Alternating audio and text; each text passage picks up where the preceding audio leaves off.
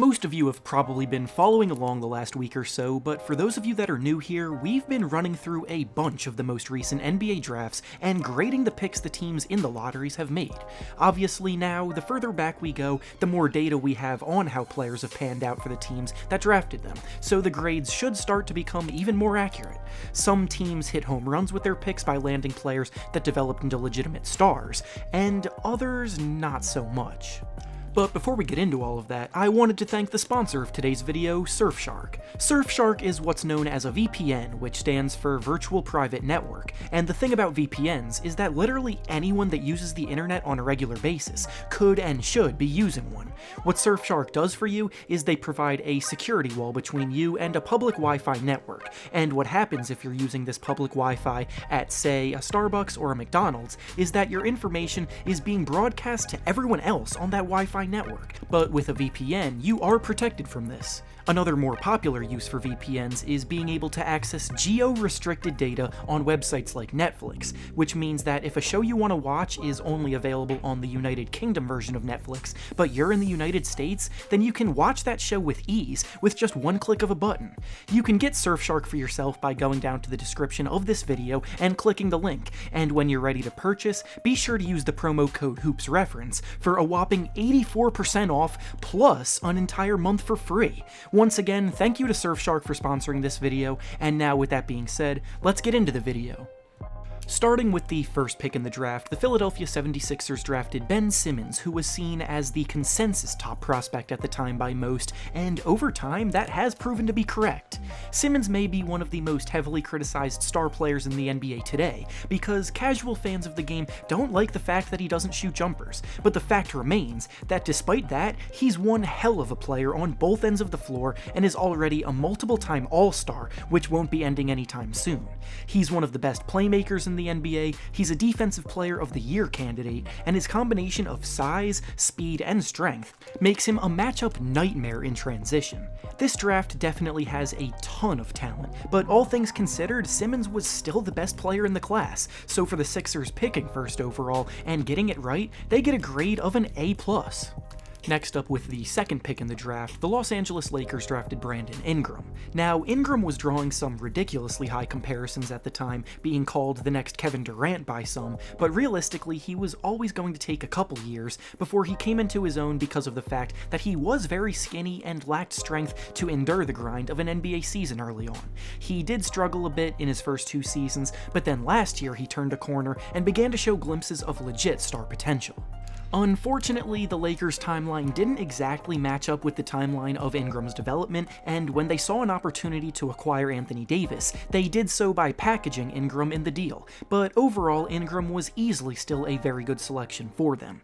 Now in New Orleans, Ingram put everything together this season and made his first All-Star game behind his efficient 24-point-per-game average.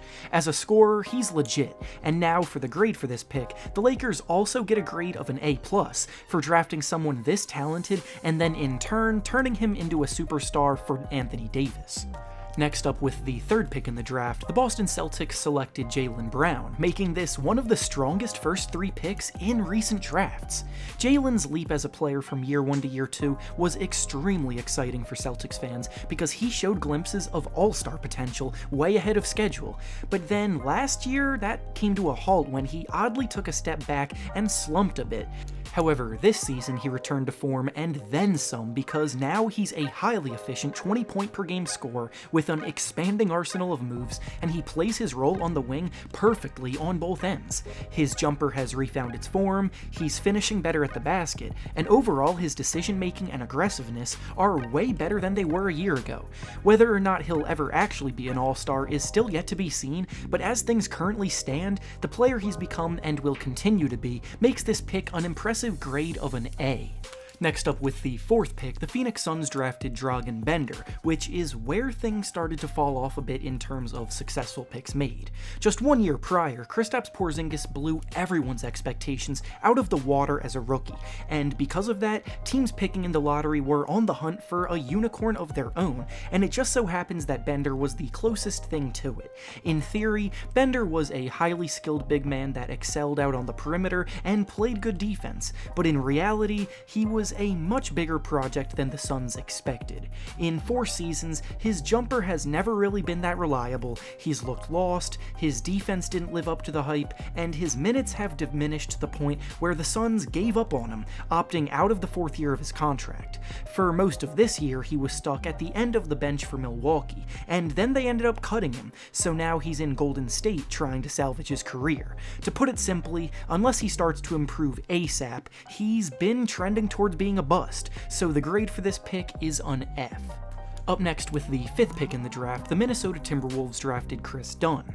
Dunn was one of the oldest players in the draft, and while that usually results in players' draft stock taking a hit, Dunn was still seen as the top point guard prospect in the class by many. He was coming off of a very good year at Providence, where he provided very strong all-around play, and that balance was what made teams so intrigued with him, especially on defense.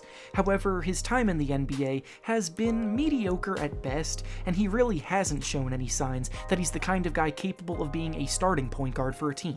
The Timberwolves traded him after just 1 season in which he struggled, and over the last 3 years in Chicago, he's put up decent numbers for a bad team, and his offensive game has been problematic.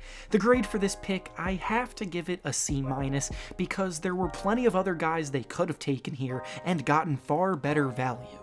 Next up with the 6th pick in the draft, the New Orleans Pelicans drafted Buddy Hield. Hield was drafted to be a sharpshooter, and that's exactly what he's been in the NBA, as he's lived up completely to the hype around his name coming out of college.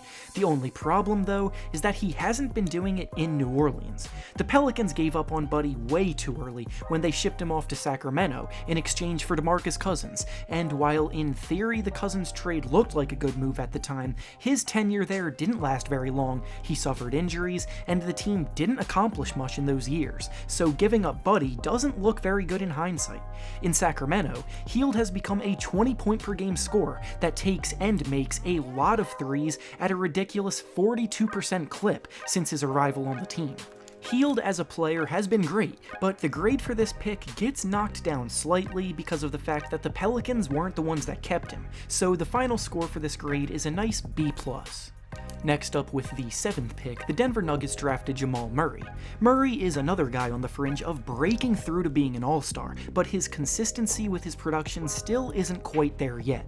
At times, he looks like one of the best shot creators in the game, and other times his shot isn't falling and his selection of shots looks very questionable. His scoring has gone up each of his 4 years now, and he's had several clutch moments, as he's the perfect secondary playmaker alongside Nikola Jokic. He does need to string together more great performances consistently if he wants to break through and reach star status, but even as the player he currently is now, it was a terrific pick, and because of that, the grade the Nuggets get for this one is a strong A. Next up with the 8th pick in the draft, the Phoenix Suns selected Marquese Chriss after trading with the Kings. This night for the Suns went from bad to worse when they took Chriss, because not only had they drafted 1 bust 4 picks earlier, but Chris's career in the league hasn't exactly been much better. To have 2 picks in the top 10 of a strong draft and strike out on both has to sting for Suns fans, but unfortunately that's the sad reality of what happened.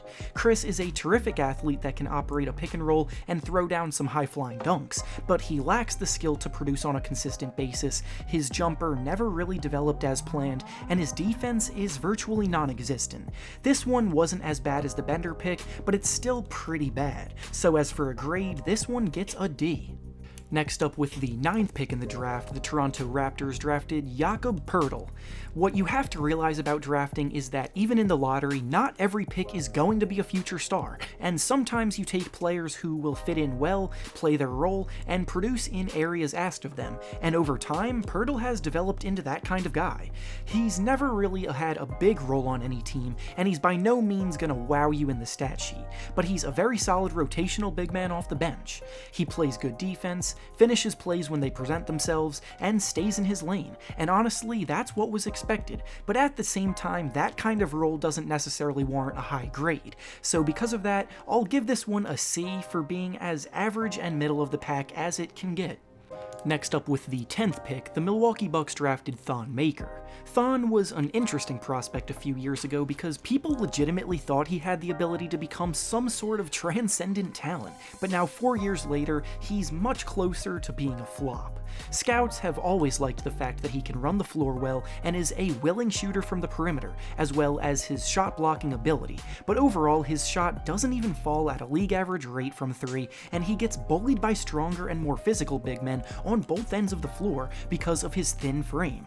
He got traded from Milwaukee to Detroit, where he was expected to get a bigger role and prove himself, but even now with the Pistons rebuilding, he hasn't shown much improvement at all in a bigger role. He's one of the more disappointing prospects from this class, and for a grade, this one gets a D+. Next up, with pick number 11, the Orlando Magic drafted Domantas Sabonis, then traded him to the Oklahoma City Thunder. Sabonis struggled in his first season with Oklahoma City, shooting less than 40% from the field and only averaging about 6 points per game, so when the team had an opportunity to get Paul George in a trade, they took it, and Sabonis was sent to Indiana, where his career would then take off. The last 2 years, he was one of the best bench big men in the NBA, and then this season when he was moved to the starting lineup, he became an all-star. He's a bully in the paint, a phenomenal rebounder, and an excellent passer for a big man as well. So for a grade, I give this one an A, and the only reason it wasn't an A+ is because the team that actually drafted him and played him his first year weren't the ones that unlocked his true potential.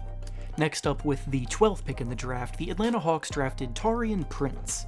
Prince came into the team at the end of their run as a playoff team, but even though he never played big minutes on a winning team, he did prove to be a very solid rotational wing player for 2 years. He averaged about 14 points per game while shooting 39% from 3 in his second and third seasons, so as a role player in the 3-and-D role, he got the job done for sure.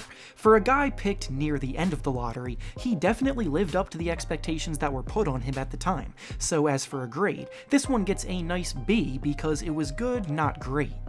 Next up, with the 13th pick in the draft, the Phoenix Suns selected Georgios Papagiannis and immediately traded him to the Sacramento Kings. I'm not going to sugarcoat this one, this was just a bad pick for the Kings. Papagiannis has literally done nothing significant in the NBA, and he only lasted 2 years before being completely out of the league. As a lottery pick, that's a disaster, so the explanation for this grade isn't going to be very long. I'm just going to give it an F and move on. And finally, the last pick of the lottery was made by the Chicago Bulls, and with it, they took Denzel Valentine. Valentine was an exciting college player that brought versatility with his production in many different areas, as he was a capable shooter and pretty good playmaker on the wing, provided decent scoring, good defense, and he showed promising signs transitioning from year 1 to year 2 in the pros. But then he suffered an injury and missed his entire third season, and this most recent year, he was clearly still shaking off the rust, so this one's tough to determine a grade for. He still very well could prove to be a good rotational guy, but it's yet to be seen, so I'll give it a C+. And with that being said, that's all I have for you guys today. Make sure to like the video, subscribe to the channel, and comment down below your grades for these picks. Thanks for watching, and I'll see you all next time.